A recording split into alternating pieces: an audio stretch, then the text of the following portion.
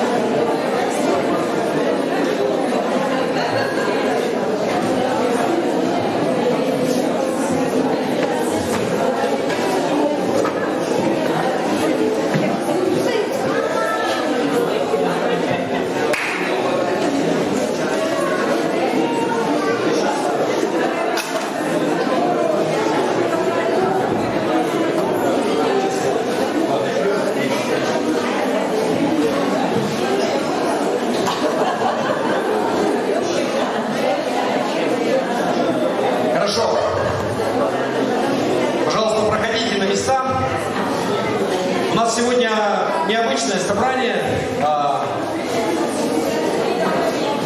поэтому если что-то пойдет не так, оно уже пошло, как бы имейте милость.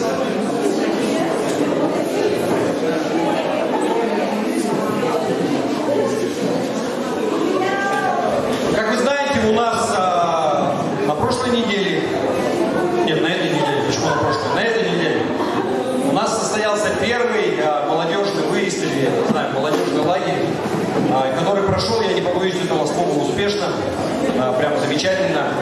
И у нас сегодня еще здесь есть люди, которые принимали участие. Вот, и, как вы могли заметить, у нас усиленный состав прославления тоже, с приглашенными музыкантами. Кому понравилось прославление? Давайте мы им поаплодируем тоже, они тоже достойны.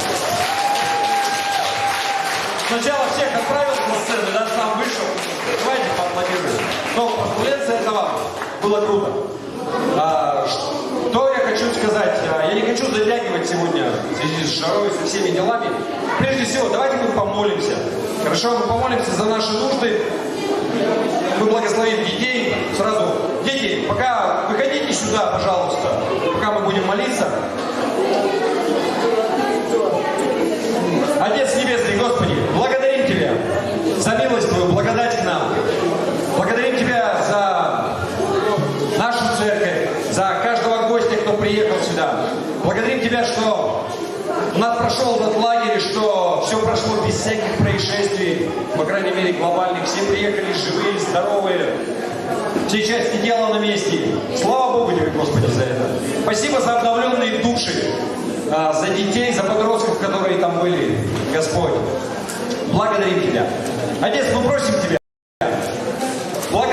благослови нас и дальше, Господь. Веди нас. Дай нам и дальше продолжать просто это служение, другие служения. Быть в Твоей воле, Господи, и наполнять все вокруг нас Твоей славой, Твоим присутствием, Господи.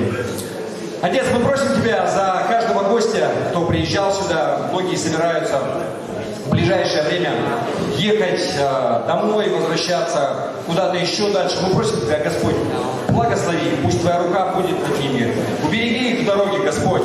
Пусть они доберутся в целости и сохранности. Пусть машины будут полностью исправны. Благослови всех людей, с кем они будут встречаться, Господи. Вся слава да будет Тебе в этом, Господь. Просим Тебя также, благослови их семьи, всех служителей, кто был, Господь, их родных, близких, детей, Господь. Пусть воля Твоя, благодать Твоя, она будет в их жизни, Господь, наполняя все во всем. Аллилуйя, Господь. Явись Божий народ сказал. Аминь. Аминь. Так, не стойте, мы за вас еще не молились, мы просто молились. Мы вас-то еще не благословляли. Я в целях экономии времени просто попросил вас выйти, чтобы потом вас не ждать. Хорошо, и...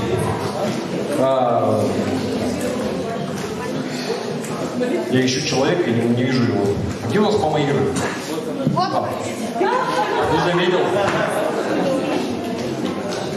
Да, мы вот попросим, ну не директора лагеря, у нас был свой директор, но как бы не последний человек, так скажем, который принимал участие, Ирину благословить детей наших. Дети, давайте сделаем руки вот так. Сейчас будете принимать от Господа много-много подарков. Господь, мы благодарим Тебя за это наследие, за эти сокровища, которые Ты нам дал, за эти драгоценные жемчужины. Мы видим, Господь, Твою перспективу в их жизни. Мы видим, Господь, что Ты хочешь сделать еще больше для них. Господь, мы благословляем наших детей. Веди их, направляй их, пусть их взор всегда будет на Тебя, Иисус. И пусть ангелы Твои охраняют каждый их шаг. Во имя Иисуса. Аминь.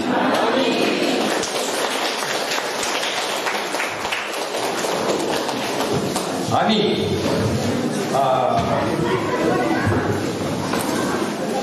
Две минуты, уже бумажка. Надо территорию выбирать. Хорошо.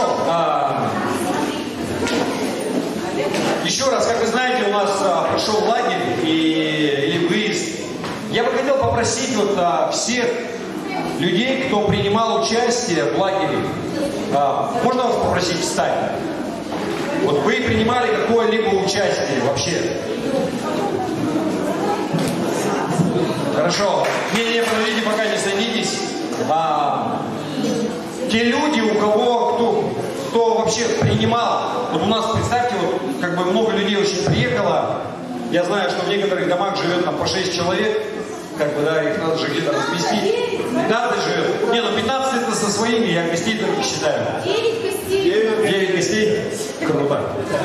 Слава Богу, за такие дома, где можно 9 гостей положить. Вот Костя, Настя там стоит, но остальные уже стоят, как-то у нас все в эту сторону. Хорошо, сейчас я бы хотел спросить, если мы собирали пожертвования, если ты давал хотя бы 50 рублей, хоть 10 рублей, хоть рубль, можно попросить тебя тоже встать?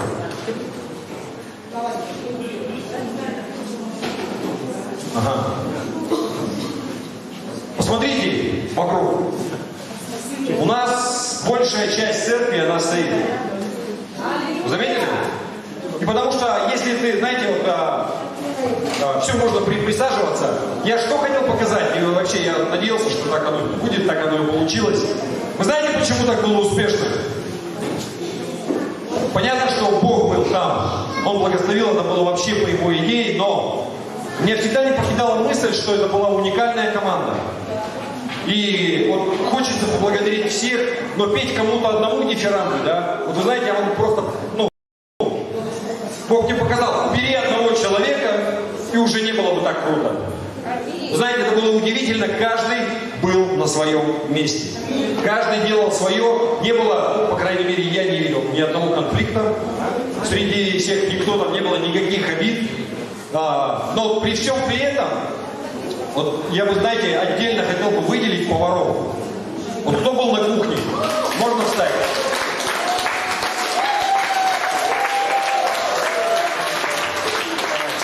Кто у нас должный в скромности где-то? Вы знаете, я понял, я в детстве читал, когда историю, и было такое выражение «пашет как раб на». Вот я посмотрел, как это на самом деле бывает. Потому что они с утра до вечера, и вот как бы им прямо прям круто. Спасибо.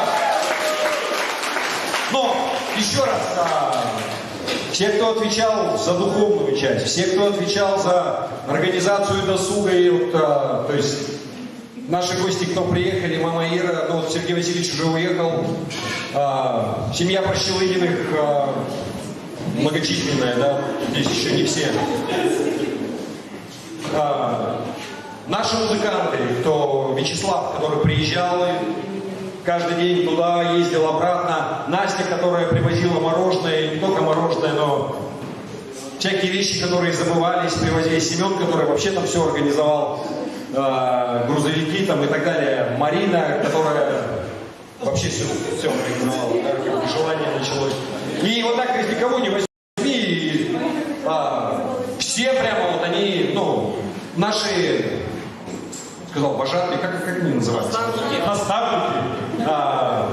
Марина, Алексей Черемисин, его сейчас здесь нет. Я, если кого-то сейчас тут не назову, вы не обижайтесь. Да, Вова Островский у нас там зажег, он улетел сейчас по делам. То есть вот маленькие все дети служителей, кто были, это у нас был отряд поколения Next, которая там рулила. Было так здорово, и я просто хочу рассказать, знаете, это благодаря вам. Вот еще раз. Просто я хочу сразу сказать по деньгам. Помните, мы собирали деньги. Удивительная вещь, что вот для детей этот лагерь вообще ничего не стоил. Для их родителей. Полностью бесплатно.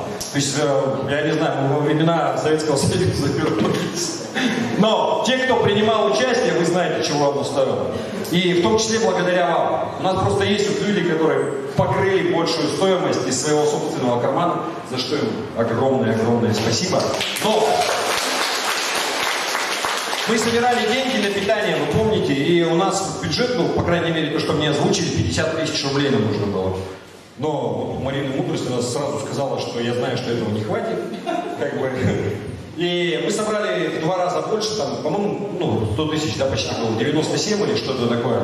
Но у нас был перерасход как раз именно на эти деньги. То есть, по-моему, мы чуть-чуть вышли в минус, и вот как бы эти деньги были покрыты опять из личного кармана, но если бы мы не собрали, вообще бы ничего не было, понимаете? А так у нас были сладкие призы, у нас было мороженое, и самое главное, у нас была вода, которая, ну, такую же ровно необходима, и заказывали полностью водовозку, которая там издалека, оказывается, в Макане там нет, в Табаге нет своей водовозки, и она ездила с Хатас. То есть это что-то с чем-то. Ну, не важно.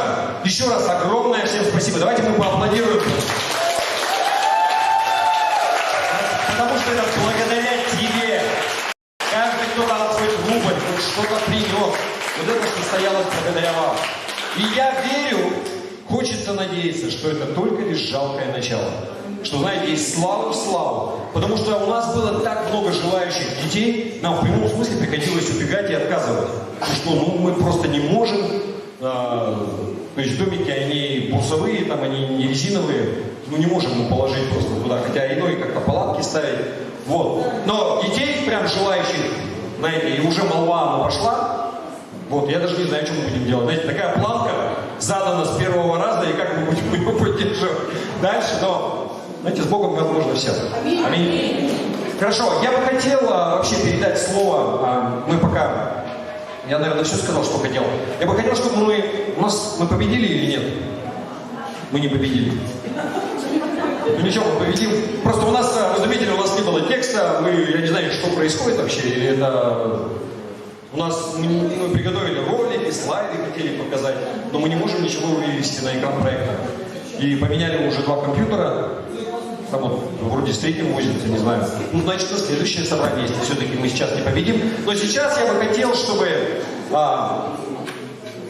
не знаю, или все вышли вообще, кто непосредственно принимал участие, и чтобы как-то засвидетельствовали. Можно я микрофон просто отдам уже, а вы сами это. Потому что я посмотрел, у нас есть чему поучиться в организации.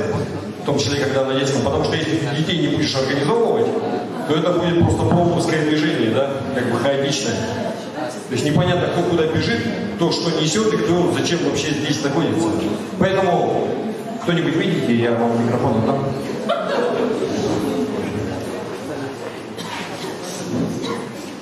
Я просто хочу рассказать об атмосфере. Когда бывают коллективы, когда ты попадаешь, и, знаете, нужно прорываться, нужно что-то сделать, чтобы, знаете, раскачать. Здесь было так вот все просто. Раз, подняли руки все, танцуем, и все, знаете, в таком русле, вот сама атмосфера, она порождала действие. И так интересно, ты утром просыпаешься, знаете, не из-за того, что тебя разбудили, а из-за того, что ты такой раз, все, и ты понимаешь, новый день, сейчас будет новое начало, сейчас будет что-то такое интересное, захватывающее, то, чего не было еще ни разу вот просто в этом месте. И сразу же, знаете, внутри аж сердце бьется, думаешь, быстрее бы уже все началось. И так интересно, мы переживали тоже, как это все будет выглядеть. Мы не видели местности, да, как бы, мы не знали там условий, которые будут. Но вот Бог позаботился о каждом. Кто, вот знаете, у кого-то было желание, там, например, на природе побыть это все время, они насладились. Кто-то было, вот знаете, желание было, чтобы был хотя бы душ. Слушайте, ну вот у нас были условия в разных лагерях разные, но здесь было абсолютно все. Супер повара, супер еда, супер условия, знаете, и всем хватило места, что самое главное. Ну, не было такого, знаете, ограничения. Вот я хочу просто вот сказать вам, церкви, большое спасибо. Это ваш запрос, знаете, на Божий ответ. Вот пусть Бог благословит вас.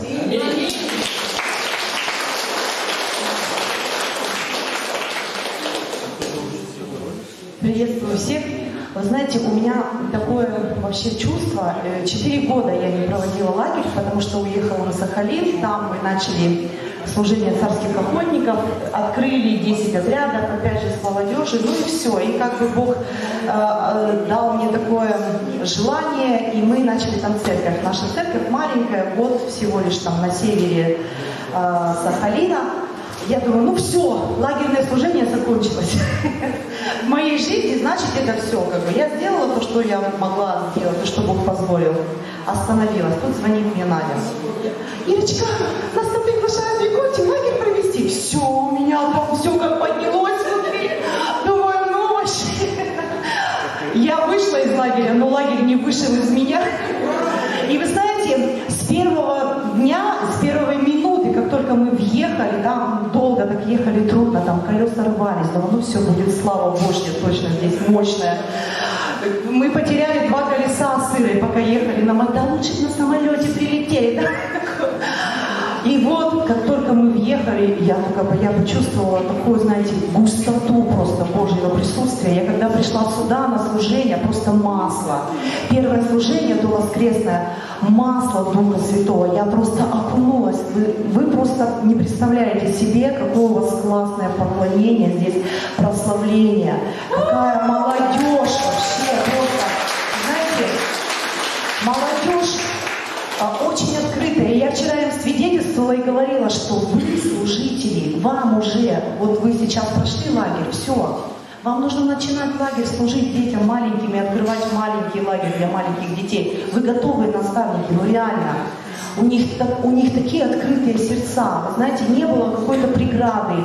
Было настолько легко. Я думаю, что это ваши молитвы, что это ваше желание, ваша жажда. Есть, знаете, такое место, наставь юношу в начале пути его, да, и он там дальше будет благословен, и когда даже состарится. Это просто вот в начале пути. Молодежка только началась у вас. Это начало пути. Вы наставляете, вы вкладываете. И я думаю, что это будет просто большие плоды для Якутии, вообще для России. Было очень легко, не было никаких вот там каких-то трудностей, преград, да. Горячий цех, кухня наша, это просто вообще это огонь. Каждый ребенок засвидетельствовал очень вкусно, так вкусно. Мы как в санатории, там, мы так кушали, как в санатории, реально вообще. Тут худею, понимаешь? Хорошо под сережки как раз. Спасибо вам большое, вообще, пастор, спасибо большое. Просто цените, берегите, благоговейте и просто смотрите на Иисуса, идите дальше. Не останавливайтесь, Бог еще больше приготовил. Еще много чего мы не знаем, мы не видим и не представляем даже, сколько Господь приготовил любящим Его. Аминь. Я могу говорить вечно. А я не готовилась. У меня такое интересное вот свидетельство. Сейчас сижу, думаю, интересно, вот Ирочка не была 4 года в лагере, а я не была уже в лагере 10 лет. И даже, может, и больше. Я вот сейчас не соображу даже. Года так быстро летят, что... Но я такая думаю, мне так как-то перепало быть наставником. Я сначала вообще-то думала, поеду, помогу, чем могу. Чем смогу, тем помогу. И когда я стала наставником, я поняла, что я автоматически начала вспоминать все. Там все обязанности наставника, да, что нужно делать, что утром, что вечером, что в обед, как с детьми, как вообще расписание. Все так вспомнилось, и так вот все просто всплыло. И как будто и не было этого перерыва 10-летнего, как будто я вернулась туда, вот обратно, вся та же команда, тот же, даже мама, папа, даже те же песни, та же музыка, тот же дух, та же атмосфера. Все вернулось обратно вообще, и все вспомнилось. Единственное, что в том нашем лагере, в котором я раньше служила, вот в Благовестии, там у нас были смены по 12 дней. И тут мне эти 3 дня просто, мне показалось, они как 3 часа прошли. Я еще не успела насладиться этой атмосферой, мне так было этого мало. Я прошу вас, сделайте в следующий раз побольше дней. Просто хотя бы 6 дней. 12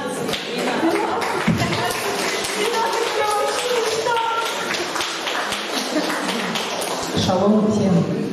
Спасибо большое вам всем вместе и каждому отдельно, что доверили своих детей, доверили нам приехать сюда, окунуться. И здесь так классно. И вот на служение, прошлое служение, все проплакала просто. Я пришла и зашла, и все, и плачу. Прям Дух Святой так касается. И, конечно, мало 3 дня. И на будущее я просто вижу, вот и вообще так, вот прям вижу, что будет лагерь и детский, и молодежный, и просто вот ребята, вот, которые были, вот Паша, Илья, они вот наставник в детском лагере, это вот прям точно, и все девчонки и мальчишки, которые были. И спасибо вам, и дай Бог, чтобы дальше все продолжалось, дальше все шло. Вашими молитвами, вашей верой, и нашими молитвами. Дай Бог вам.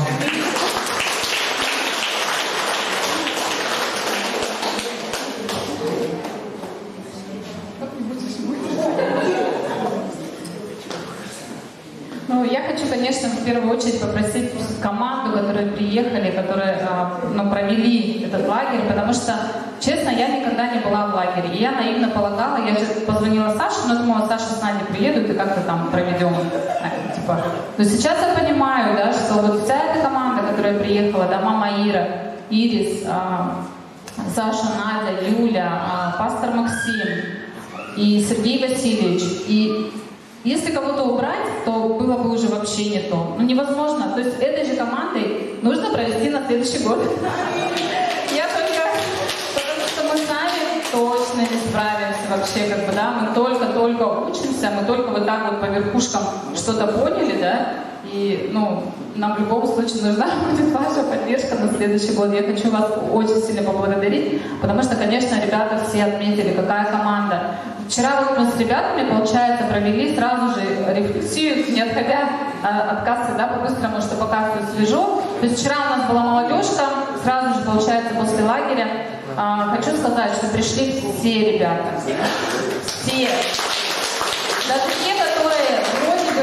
есть такие дети, которые... понимаете, какой у них был стресс Первый день, заезжаем, такая суматоха, ничего не понятно, где что-то. И первое правило – забирают телефоны.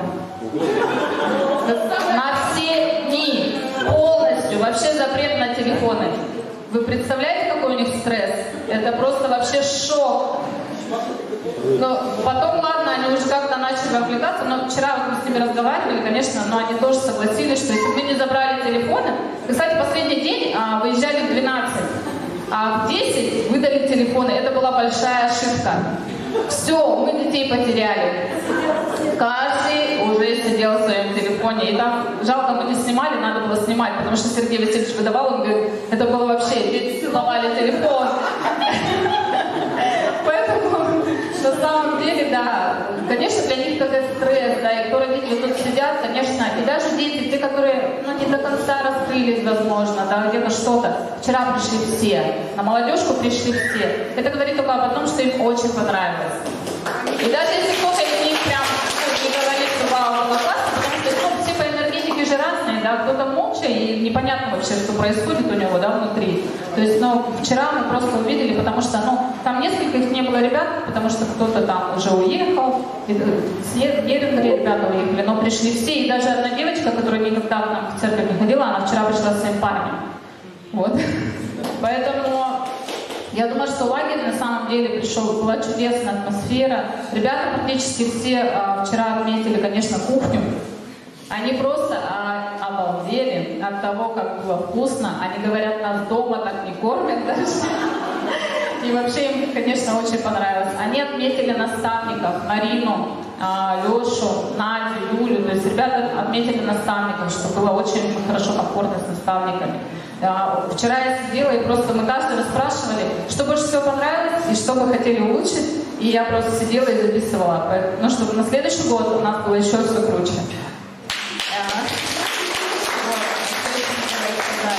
Я хочу вас всех попросить, чтобы вы молились за молодежку. И мы вчера, знаете, мы сидели, у нас был вот такой огроменный круг, а пастор говорил, что нам для молодежки там комната будет. Ее мало, кажется. Кажется, мы туда не поместимся. Ладно, там еще кафе будет, мы в кафе еще будем сидеть. Поэтому благодарю пастора, конечно, что он вообще разрешил вот это служение молодежи. И тоже непонятно было как, у меня нет никаких специальных знаний или чего-то, но просто я думаю, что Бог уже ведет, и что-то происходит. И действительно, да, у нас среди ребят очень много ребят, которым уже 18 и старше. Уже наша задача готовить сейчас их как лидеров, как будущих наставников. Они уже осознанные, ребята классные. Поэтому я думаю, что будет у нас развиваться. Владимир Островский.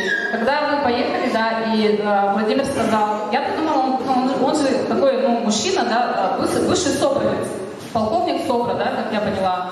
Плюс он ударский охотник, командир. И я думала, он будет заниматься взрослыми парнями, да, а он говорит, я типа с малышами. Я думаю, как вот этот мужчина такой брутальный, да, будет вот с такими маленькими. Но когда они в комнате готовились, мы вот так мимо проходили, это было так мило, так у него круто это получается, поэтому надо молиться, чтобы он согласился тоже вести детское служение вот для детей 10, 11, 12, 13 лет. Потому что они еще в молодежку не попадают, да, в детском уже им немножко скучновато, да. Поэтому за это тоже служение нужно молиться. В общем, молиться нужно за все, я верю, что Бог будет вести. А так прошло классно вообще. Просто ожидание реальности, это просто вау. Игры какие-то просто. У меня миллион фотографий, потому что у детей же все забрали фотоаппараты и телефоны. Я все снимала, чтобы родителям отправляла, группу родителей. Кстати, у нас сегодня родительское собрание еще будет с родителями. Я надеюсь, что они придут.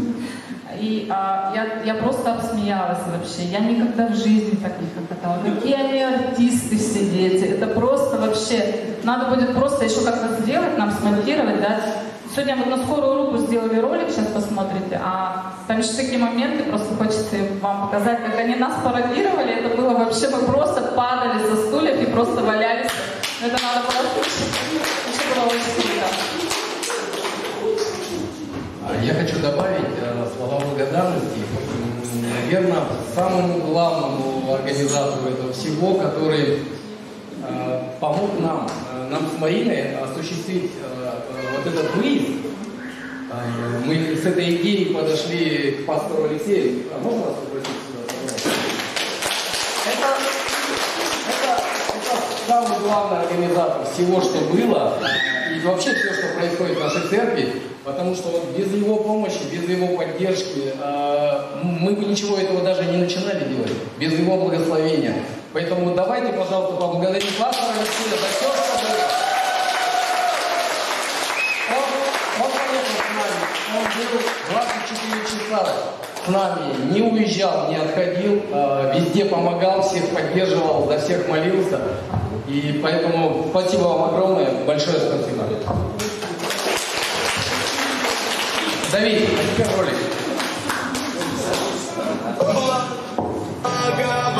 Благодать, о, мой Отец решил мне дать. Это все из-за Иисуса. Буду петь и танцевать. Благодать, о, мой Отец решил мне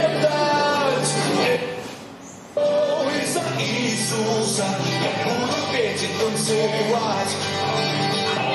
Незаслуженно прощен, незаслуженно спасен, незаслуженно любим, потому что я твой сын.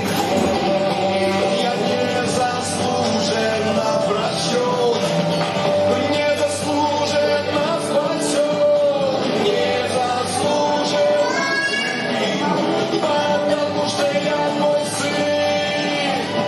Благо, благо, благодать, мой Отец решил мне дать. Это все Писание Иисуса, я буду вместе танцевать.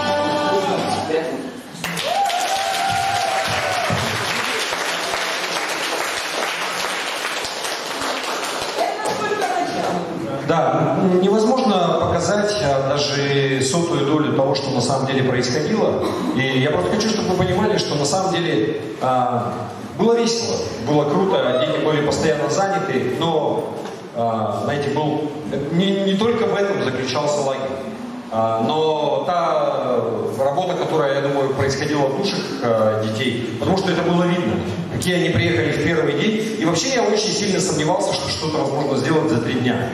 Но, знаете, Бог, Он делает монтаж. Потому что уже на второй день я увидел, как дети, они раскрываются, у них поменялись лица, выражения, потому что все сначала сидели такой покерфейс. Ну, то есть никаких эмоций на лице, все такие, ну, типа, мне тут скучно, вообще, что я сюда приехал. Но уже на второй день оно все изменилось, потому что на третий нам надо было уезжать. И я еще ни разу не видел, что трансформация, она проходила так быстро. Вот, и было видно, что вообще, на самом деле, это нереально сделать без Бога, без Духа Святого. И Бог, Он работал и с ними, и поэтому ваши молитвы, ваше участие, кто даже хотя бы рубль дал, знаете, это было не напрасно.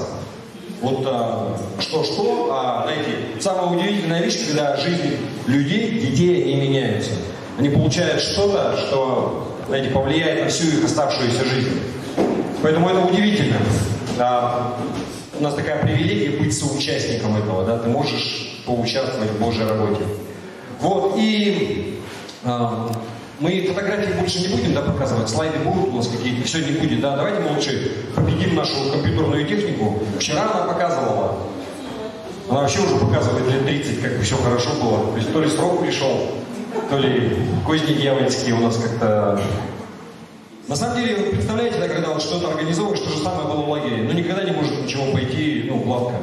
То есть в процессе мы только туда уже ехали, уже было понятно, забыли то, забыли там это, то не взяли, там еще что-то, как бы ты ни планировал, но все решалось прям здорово. Еще раз я хочу вам сказать огромное спасибо всем, всей церкви за поддержку, за участие. Вы знаете, я не помню, я в прошлый раз как-то вот говорил, что выйдите все, кто там вот в чем-то участвовал, кто-то, а что я буду выходить, я же никак не участвовал. Ну, просто вот там люди ко мне приезжают, у меня останавливаются.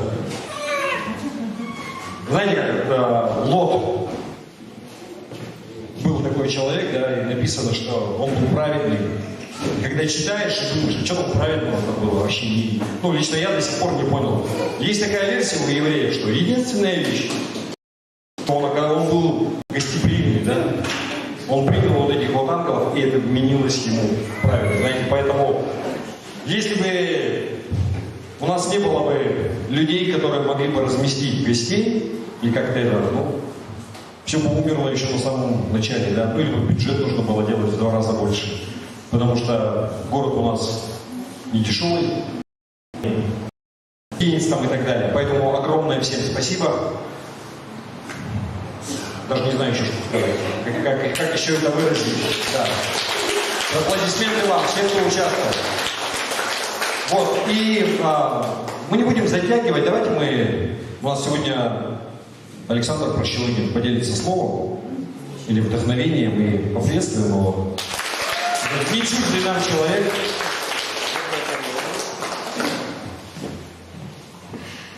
Доброе утро. В прошлый раз я восторгался вами как людьми севера. атмосфера. Я говорил, слава Богу, что вы вот, несмотря на мороз, пришли сюда. Слушайте, друзья, сегодня я восторгаюсь с вами, как вы знаете, людьми, вот, которые могут и в жару приходить. И неважно, знаете, такой период огородническо-товарищеский, знаете, где-нибудь вы на речке сейчас находиться, но вы сейчас в нужном месте, в нужное время. Благодарю вас просто вот за ваш выбор. Я, как и вы, люблю Господа Иисуса Христа всем своим сердцем. Моя семья, она такая не маленькая, мы уже в квартиру не влазим, мы начали строить дома, чтобы влазить хотя бы там 25 человек, это только и сейчас вот недавно новость, что у нас 26-й на подходе, только наша семья. И знаете, мне нравится, что мы все в Боге. Я, как и вы, знаете, иногда заставляю себя прийти на служение, знаете, я мою его, вдохновляю его, знаете, заставляю, чтобы прийти, и порой так неохота. Но когда я оказываюсь здесь, знаете, я понимаю, нет, я вот прямо через все трудности не зря я прошел, я здесь. Аминь. Скажи соседу, ты в нужное время, в нужном месте.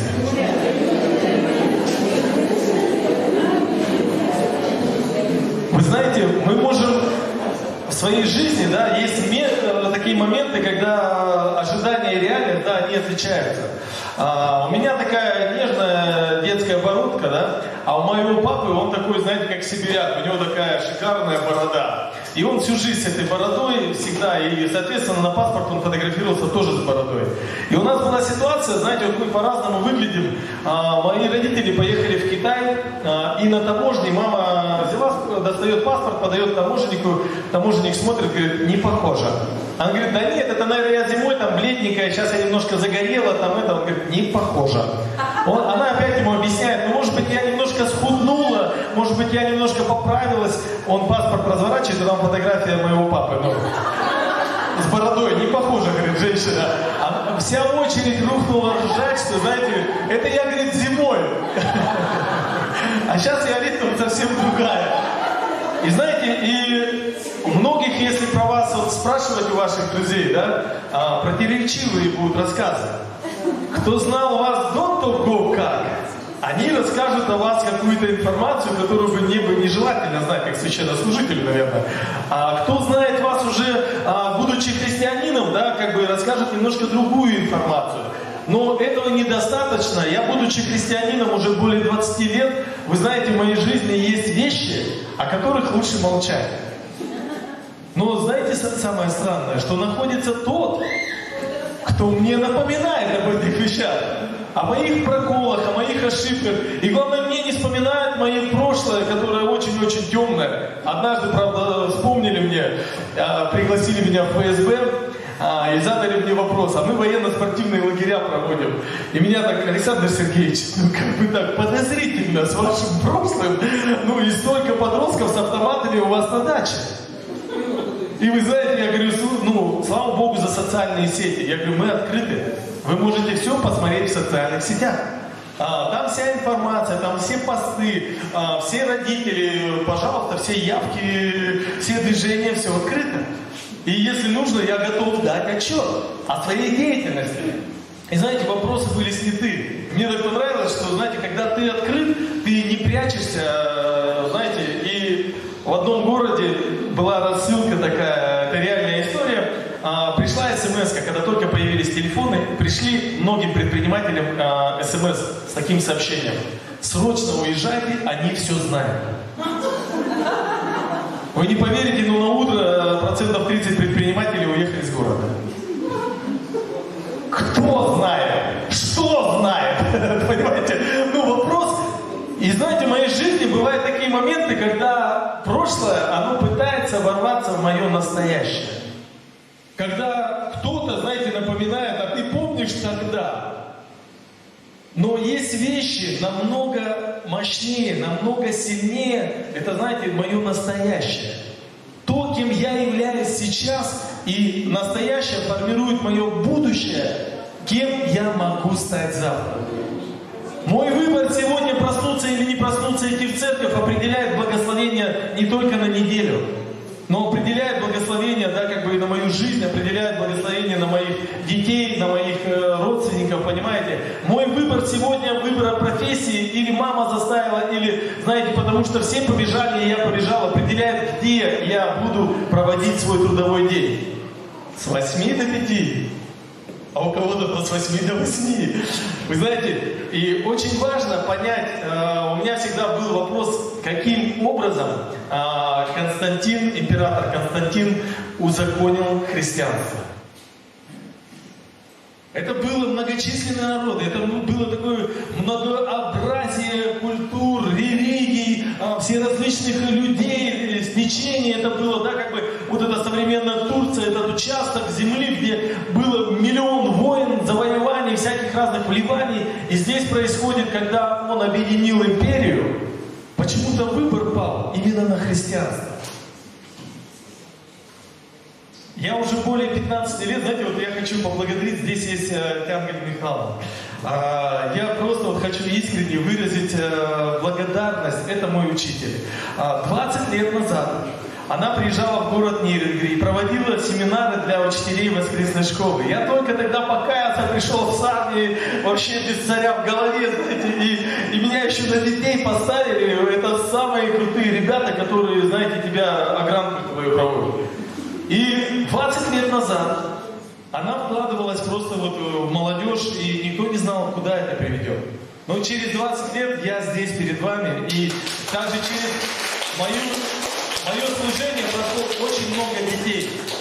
И я хочу просто поделиться, да, вот служение «Царские охотники», международное такое служение, где есть определенные ценности. Знаете, ценности — это то, что увидел император в своих подданных. Он просто узрел, что почему-то они другие. Почему-то в их жизни, да, есть что-то больше, нежели, ну вот, были рядом с ним военачальники. Господи, благодарю Тебя. И одна из задач, да, это формирование. Где сокровище Божье? Там и твое сердце. Можно я хочу прямо с вами помолиться?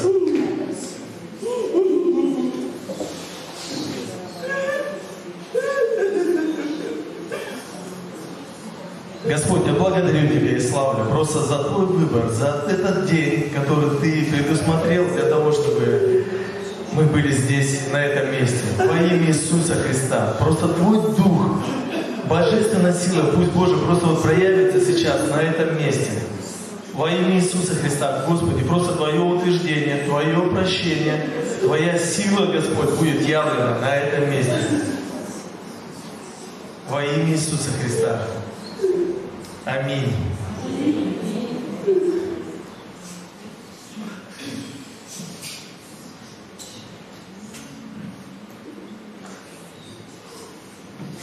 Есть 4 стадии, как ценности приходят в нашу жизнь, каким образом эти ценности, они прививаются в наше сердце. И знаете, одна из стадий – это знание о ценностях. Когда мы просто говорим, что вот есть правила, есть определенный свод, да, как бы вот Иисус учил вот этим заповедям, вот таким образом можно поступать, но это не арифметика. Невозможно, знаете, научить ценностям.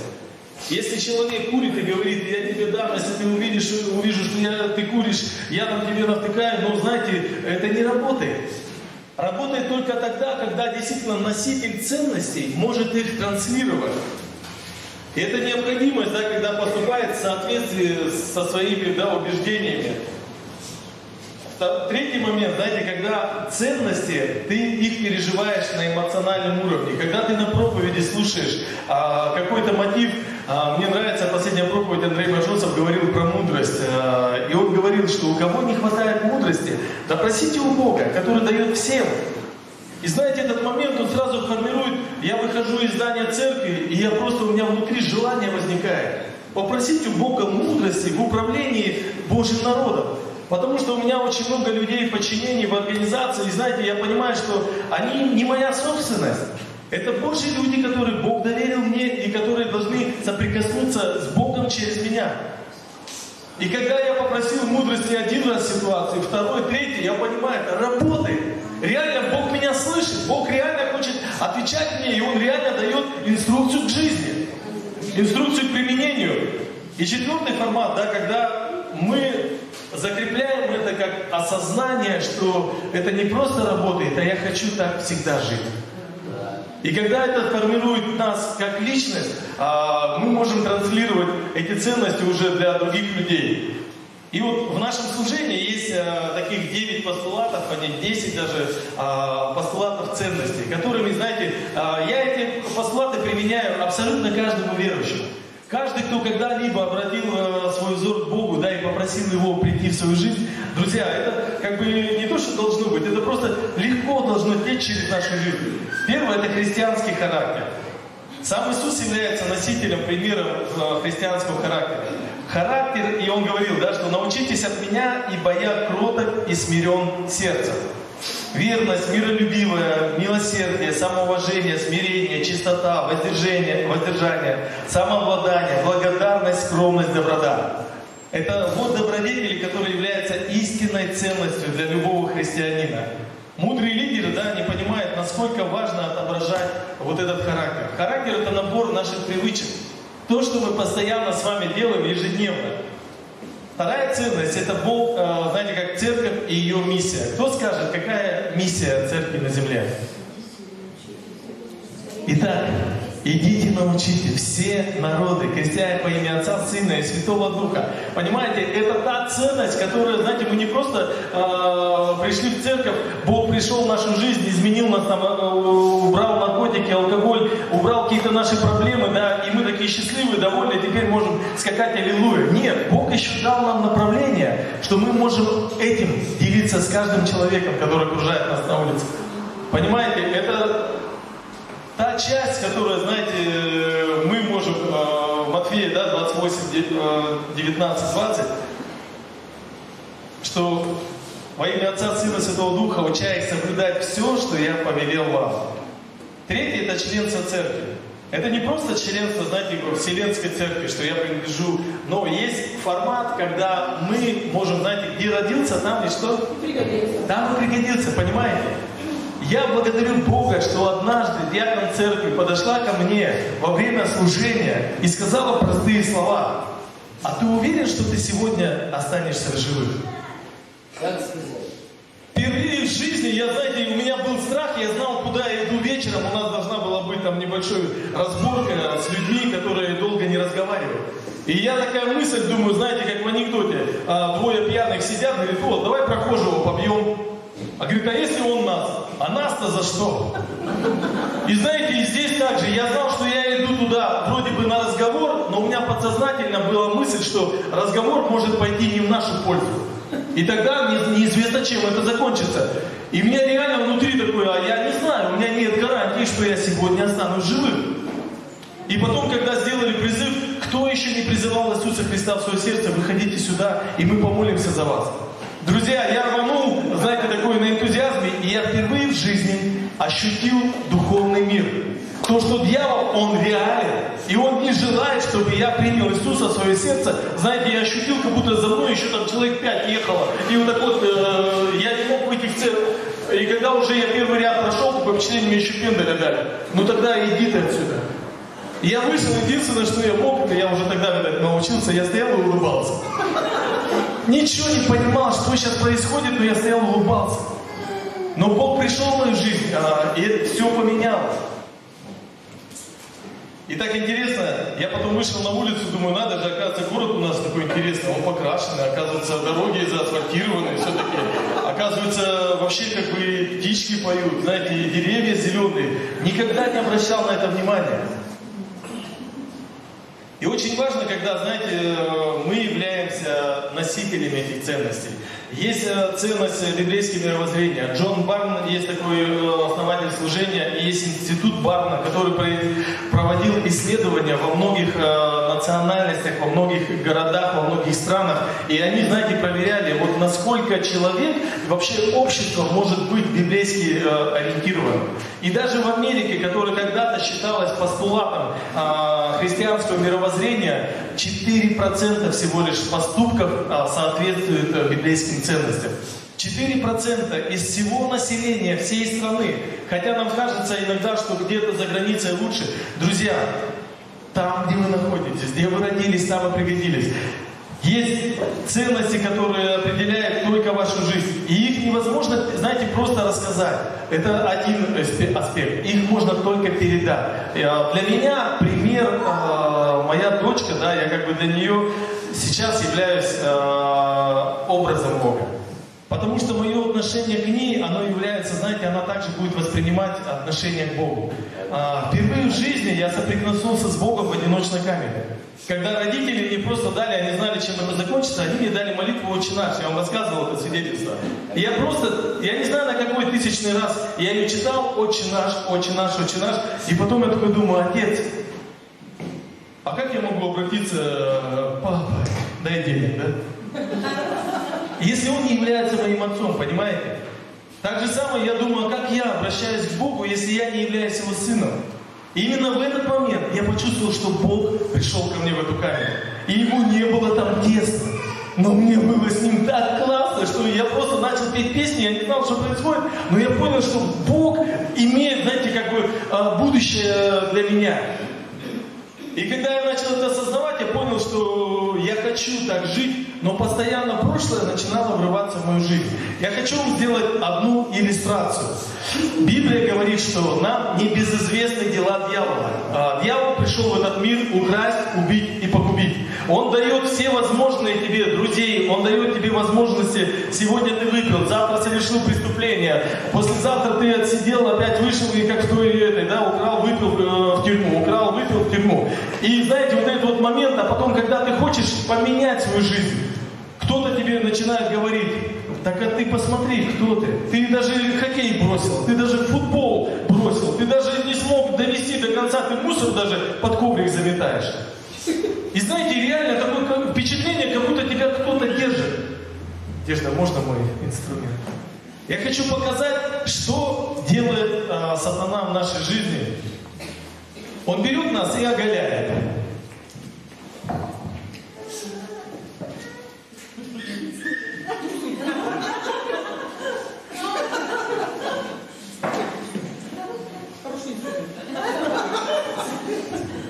Сатана показывает все наши недостатки наружу.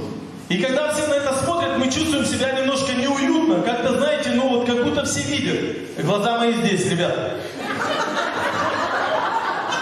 Я понимаю, что у вас вопрос, свежие они или нет, но и каждый раз сатана напоминает, и такое впечатление, когда он говорит тебе: у тебя отец такой был, у тебя мать такая была, и ты как будто хочется вот сделать вот таким образом, это ж нижнее белье, охота это все спрятать куда-то, и мы каждый раз, когда пытаемся, знаете, аллилуйя, взгляд такой.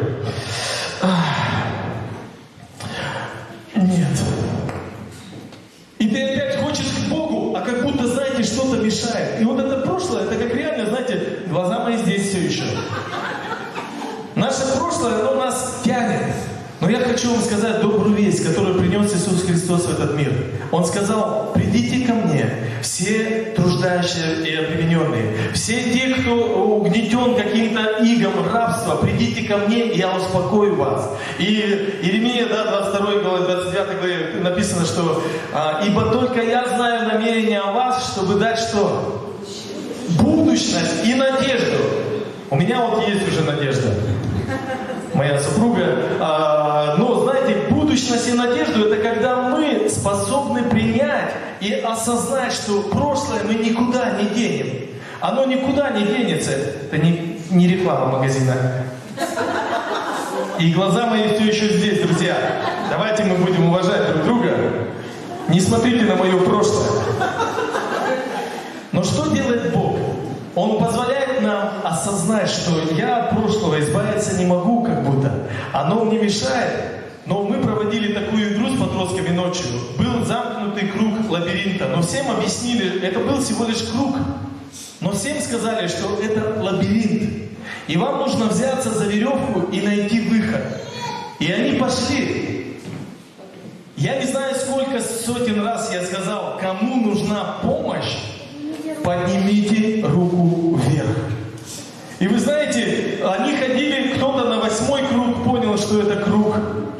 И просто-напросто, знаете, так не смело, как будто он всех предал. Он взял немножко и поднял руку.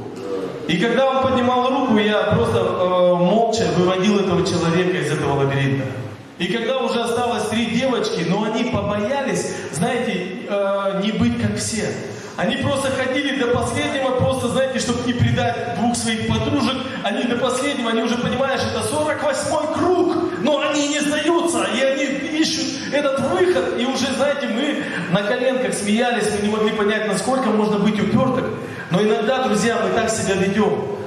Мы ходим 40 кругов, и знаете, сегодня напился, завтра напился, вроде бы поднялся, опять упал, опять, и такое впечатление, что не будет никогда этого просвета в нашей жизни, но что говорит Бог? Кому нужна помощь? Подними руку вверх. 2 человека, слава Богу, 3. Друзья, Бог ожидает, когда мы с этого лабиринта жизни, знаете, вот я в своей жизни однажды сказал: Господи, я не хочу так жить. Я вам рассказывал, я сидел уже в КПЗ, и я видел Кощея Бессмертного, видел весь сказочный персонаж, который вообще существует. И я тогда сидел и говорил: Господи, если Ты есть, если Ты сможешь, вытащишь меня, я буду Твоим служителем. По сей день я являюсь служителем всемогущего живого Бога. И я знаю, что когда в мою жизнь приходит ситуация, я поднимаю руку вверх и говорю: Господи, мне нужна Твоя помощь. И Бог просто-напросто берет вот это прошлое, и Он убирает его с меня. Кого кинуть? И Он просто написано, что наши грехи Он бросает за хребет. И никогда больше не вспомнит нам нашего прошлого. Друзья, у нас есть только сегодня, только настоящее для того, чтобы изменить наше будущее. Аминь. И те ценности, когда мы признаем свои ошибки, когда мы осознаем, что мы не можем без Бога, Библия говорит, когда мы слабы, на самом деле, вот именно в этот момент мы сильны, мы можем обогатиться Его славой. Именно в этот момент Бог может покрыть все наши недостатки. Именно в этот момент Бог может своей явной любовью прийти в нашу жизнь и измениться все. Аминь. Я хочу просто пригласить вас в молитве, чтобы мы могли, знаете, вот из этих лабиринтов долгов, из лабиринтов, знаете, взаимоотношений, когда нету отношений с сыном, когда нету отношений с дочерью, когда нету отношений с родителями, с родственниками, с руководством, с подчиненными, знаете, оно это все тянет нас, оно тяготит, и сатана всегда пытается, я сейчас приглашу, сатана пытается постоянно нам напомнить о том, что мы несостоятельны, мы не можем это сделать, но, друзья, когда есть куча долгов, куча проблем, когда ты вот на грани суицида, у тебя уже мысли просто, что без тебя этот мир станет лучше. Я скажу: нет. Он потеряет прекрасного человека, прекрасный дар, который Бог определил для того, чтобы ты родился. Ваше рождение — это уже чудо. И Бог ваше прошлое просто берет сегодня, выкидывает за хребет и никогда больше об этом не вспомнит. Аминь. Поднимите просто руку вверх. И вы в простой молитве, давайте вот мы вместе помолимся. Дорогой Господь, я прошу Тебя, прости все мои грехи, очисти мой разум, чтобы я мог осознанно посмотреть на себя, как на Твое как просто на Твое решение проблемы в этом мире. Я пришел для того, чтобы эта проблема была решена. Господи, благослови меня жить новой жизнью для Тебя. И я поднимаю руку и прошу Тебя о Твоей помощи.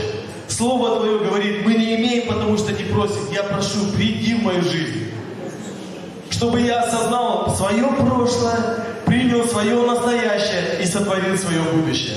Во имя Иисуса Христа. Аминь. Аминь. Аминь.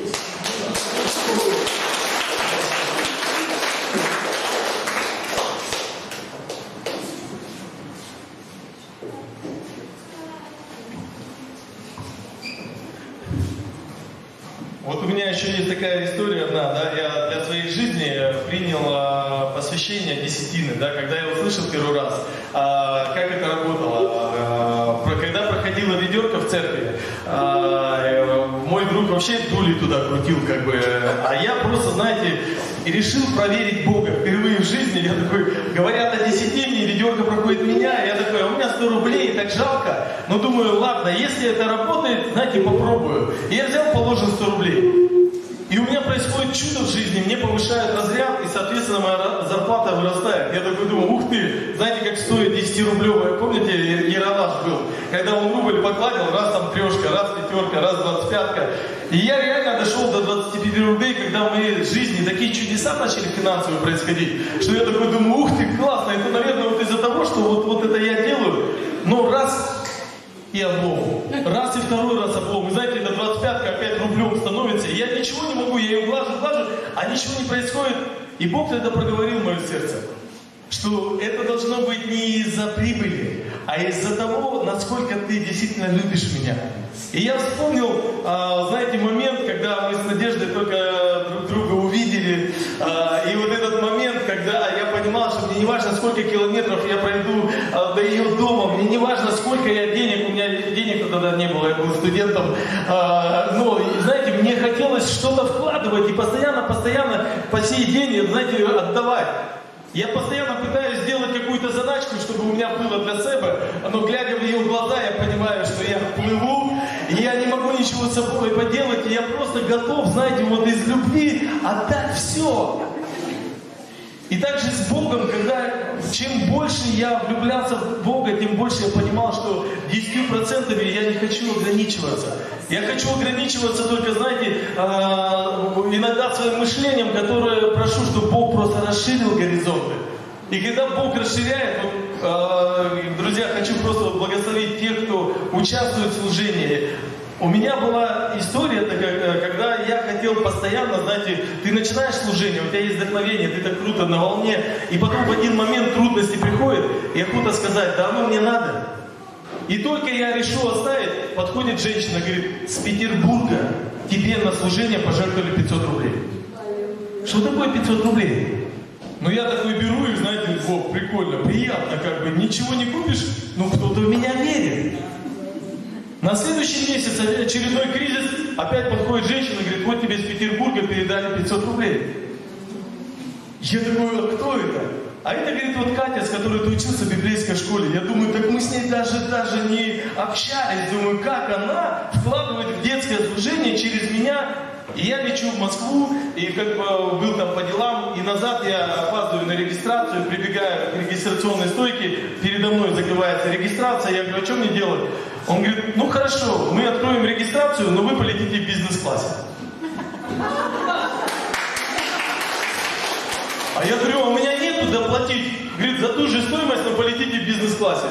Я такой думаю, о, надо же, бывает. Всегда мечтал, вот хотел попробовать. И я захожу только в автобус, и это Катя. Летит в Нерюнгри, с Москвы в Нерюнгри рейс. Я, Катя, привет, говорю, слушай, я хочу просто тебя поблагодарить. Вот надо же, твоя вера в меня, она сохранила меня как служителя. По сей день я занимаюсь с детьми. Говорю, ну вот каждый раз 500 рублей в месяц, я говорю, это было нечто. Я говорю, ну тебе повезло, говорю, было бы классно тебе еще показать, говорю, ну на фотографии все то, чем я занимался. И мы такие проходим бизнес-класс, вот первый ряд и второй ряд, 4-е место, там, знаете, и я такой прохожу, и она мне такая, знаете, ручкой машет, типа, ну пока. А я на билет смотрю такой, да нет, Катя, я сижу рядом с тобой. Я открываю ноутбук, и на протяжении 2 часов, покуда у меня держала батарея, я ей показывал фотографии, я показывал видеоролики, я показывал просто за эти 10 лет, представляете, 10 лет, она была в пожертвованиях 500 рублей в месяц, ежемесячно она вкладывала. И так интересно, я ей все рассказал, батарейка разрядилась, мы чуть-чуть поели, поспали, как бы вот она уже Якутия родная. И мы выходим в аэропорту с самолета, я такой счастливый, довольный, надо же, Бог позволил мне отчитаться за каждый рубль. И она достает конверт и говорит, Саша, ты знаешь, я жила в Питере, но сдавала квартиру в Нерюнгри. И попросила одну женщину, которая занимается этой квартирой, чтобы она 10% отдавала тебе с каждой платы. Там, говорит, мизерная плата была. И, говорит, она там отдавала тебе ежемесячно. Но теперь я, говорит, эту квартиру продала и достает конверт, говорит, вот это лично тебе. С продажи этой квартиры. Слушайте, я заплакал. Я заплакал, потому что я понял, что для Бога нет ничего невозможного. И Он может нас благословить абсолютно нематериально, но, знаете, и когда я понимаю вот эту любовь Бога ко мне, я хочу еще больше, знаете, как вот первая любовь, вот эта влюбленность. Господи, что повелишь мне делать? Сколько? Я всегда слушаю, сколько ты хочешь. И мы практикуем дома такую, у нас есть практика, мы в разных комнатах с Надей молимся, кого какой суммой благословить. И было, я уже не знаю сколько, да, раз, когда мы заходим, я говорю, Надя, вот такая сумма, она говорит, и я такую же получила, все, мы достаем с радостью, раз, благословляем, опять молимся, опять спрашиваем, Господи, а вот этого человека хотим благословить, какую сумму ты скажешь? И так интересно, деньги, главное, находятся, и раз, вот такую сумму, такую, и каждый раз я понимаю, что для меня это вызов и благословение. Аминь. Я просто предлагаю вам, знаете, вот просто проверить свое сердце. Если вам это не открыто, друзья, вот даже не думайте ложить. Если в вашем сердце нет веры, если в вашем сердце нет такой жгучей любви к Богу, не надо. Друзья, Бог любит добровольно отдающего. Аминь. Но если ты чувствуешь побуждение, имей мудрость услышать и действительно сделать это, знаете, пожертвование. Чтобы эта жертва, она была как семя, которое приносит добрый плод. Аминь. Давай представим Бога. Сейчас будем прославлять. Давай. Ждем. Смотри, как на сцену. Ну давай это ставим. Итак, у нас есть заказ прославления. Где вы?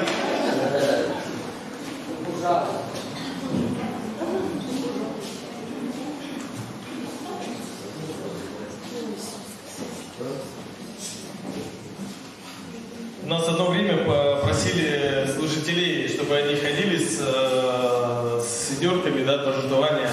И два моих выпускника, они такие плотненькие дядечки, знаете, когда они к тебе подходят и вот так вот делают,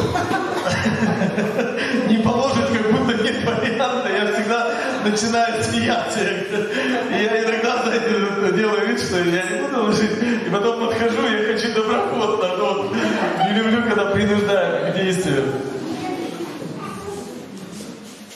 Вот, ну что, я хочу помолиться еще вот за церковь, да, за молодежь, чтобы вот эти проекты, они действительно, вот я свидетель того, что труд ваш не тщетен перед Господом. 20 лет назад я проходил обучение, 15 лет назад я очутился здесь в Якутске, и было чудо. 2 января у вас было что-то градусов 10. Мы реально приехали в Якутск, это был один день, к сожалению, но вот было 10 градусов. У нас в Нерегре было 2 градуса в январе. Это было потепление неимоверно. На следующий день, правда, все развеялось, было сразу 30 градусов. Но я запомнил этот момент, и мы, когда проходили здесь уже семинар, обучали, вернее, людей, мы замечтали, вот бы круто было провести здесь христианский лагерь. И потом мы уехали, и несколько лагерей все-таки была возможность проведения. Володя Островский участвовал в этих лагерях. И сейчас прошло 15 лет, и мы с Володей опять увиделись. Это было так круто, что 15 лет прошло. Это так быстро, но на самом деле для Бога нет времени. Самое главное, что это началось. Аминь.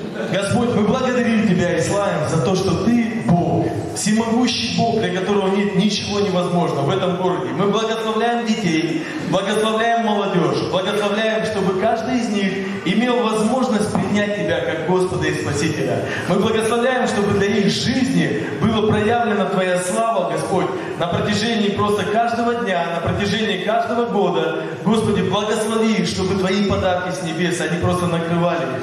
Во имя Иисуса Христа высвободи служителей Нового Завета, которые способны собирать жатву последнего времени. Во имя Иисуса Христа. Аминь. Аминь. Аминь.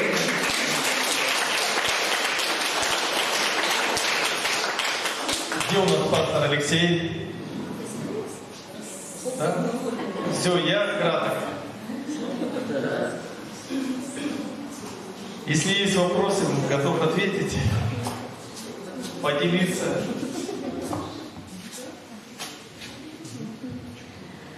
Алексей отъехал, но, как вы знаете, сегодня первое воскресенье месяца, мы поздравляем именинников. Вот. Я нахожусь в таком состоянии, да, потому что столько новостей, и все таком поднятии духа, да, столько новостей приятных, столько радости я вижу, да, и слава Богу, да, за это, чтобы провели, и чтобы это продолжалось, чтобы наши дети менялись, вот, чтобы они познавали Бога. Мы, конечно, всегда рады за наших детей и за служителей, которые Бог дает. Я очень благодарна за вас, что вы приехали, что вы послужили нашим детям, нашей молодежи. Я верю, что будут наставники тоже у нас, да, что они уже есть. Вот. И тоже надеемся, что на будущий год вы приедете. Ну а также я хочу еще раз пригласить всех, кто родился в июне. Кто родился в июне, мы всех поздравляем в группе нашей в день рождения того, кто родился, но не все дали. И если кто сейчас есть на нашем собрании, просим просто выйти сюда, чтобы мы помолились, благословили и дали маленький подарочек вам, чтобы вы порадовались. Так, кто еще есть? А Наташа Пшенникова, да. Вот еще малыш. Ага. Вставай сюда, Татьяна. Мы сейчас помолимся.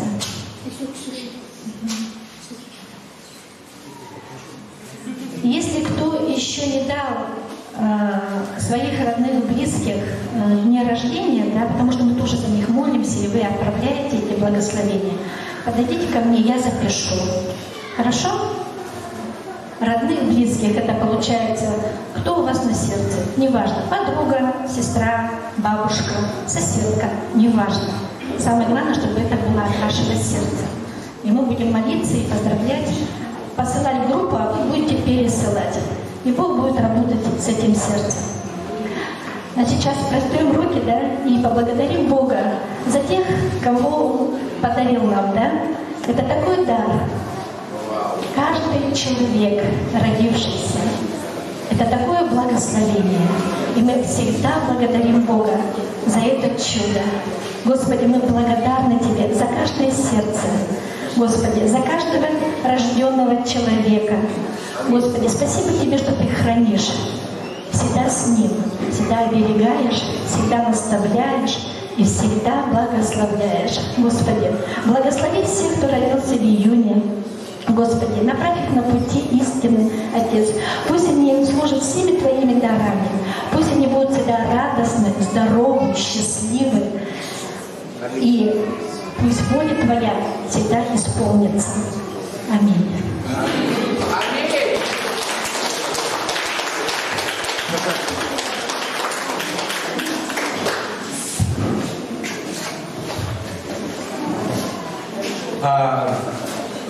Есть еще небольшая часть, я кое-что пропустил, так как нам нужно было вести человека. Я надеюсь, все было хорошо же, да? У нас кто уезжает в эту предстоящую неделю? Кто-то у нас гости едут домой. Я знаю, что наши... Ну, не может же быть такого, чтобы никто в отпуск не уезжал, да, на этой неделе. Вот. Галя, вы выходите сюда, давайте мы помолимся за всех, кому предстоит дорога на этой неделе. Вас не будет в следующее воскресенье. Да, то, что вы уже уедете, имеется в виду, в Якутске не будет. Вы вообще-то будете, конечно. Вот. Давайте мы помолимся за всех. Отец Небесный, Господь, благодарим Тебя за каждого человека, который сейчас вышел сюда, а также за всех людей, кто, может быть, у нас в церкви предстоит дорога, но их сейчас нет. Мы просим Тебя, Господь, благослови каждого. Господи, пусть Твоя рука будет над ними во время их путешествия. Господи, убереги их от зла, убереги их от злых людей, а также, Господи, пусть все будет хорошо. Кто каким бы транспортом ни ехал, Господь, благословляем технику, автомобили. Пусть ничего не ломается, Господь. Поезда, если кто-то едет, самолеты, Господь, благослови. Пусть все будет вовремя, по расписанию. И Твоя благодать, она просто изливается, Господь. Дай хороших попутчиков, Господь, чтобы было весело, жизнерадостно, Господь. Пусть во всем будет Твоя воля в их жизни, Господь. Пусть Твой покров он будет, пусть доберутся до своего пункта назначения в целости и сохранности, живые и здоровые. кто из нашей церкви, из нашего города. Мы ждем их обратно, наполненных жизненной энергией, Господь, Твоим Духом, отдохнувшим, Господь, также в целости и невредимости. Благословляем. Аминь. Да будет так. И, ребят, у нас уже как бы есть немножко потери в плане прославления. Дима басист уехал, но давайте мы еще прославим. Когда, если не сейчас, да, еще? Сегодня хорошее время славить Господа. Давайте мы качнем еще.